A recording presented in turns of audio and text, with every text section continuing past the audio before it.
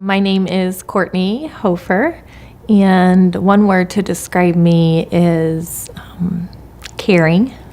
I am an ICU nurse. What is important to me is my family. I have a husband and 2 boys.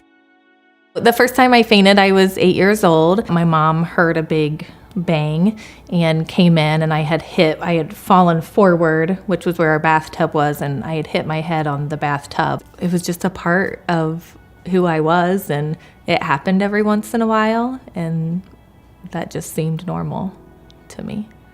So when I went to college, it did get worse, definitely. They just thought it was stress and, I wasn't eating right. And so they just said to monitor it at that point. When it got really bad was right after I had my first son.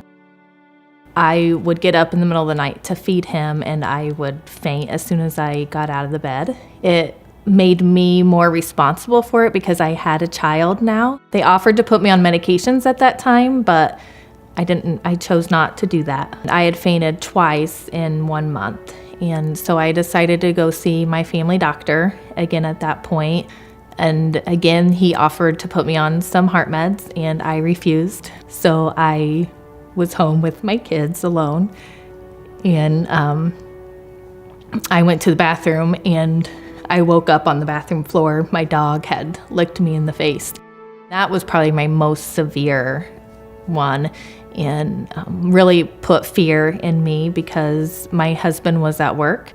What if my kids would have woke up and saw me and thought that I was not alive? And so at that time I thought, okay, I've got to do something now. It's getting really severe now. And so they went into my heart and looked in there, and they actually found the AV node reentry tachycardia.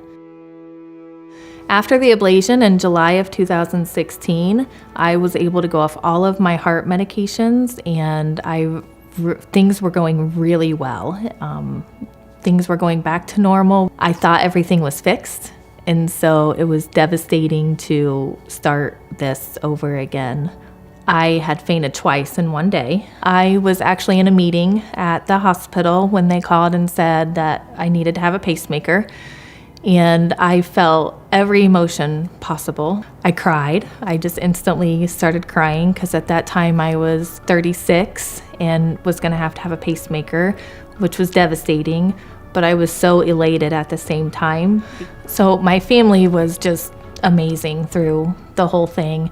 Their favorite thing to do when they knew I was having a really bad day is they would go get me a cherry Laffy Taffy. That was my favorite. Everybody rallied around me during that time and helped me get through it. My work family would come and pick me up every single day, and they would bring me home every single day. And so just everybody rallied around me during that time and helped me get through it. I want people to hear my story because I felt so alone in this journey. Even though I had so much support, there was nobody else that I could relate to that was going through this. So my message for women who are going through the same thing is to be your own advocate.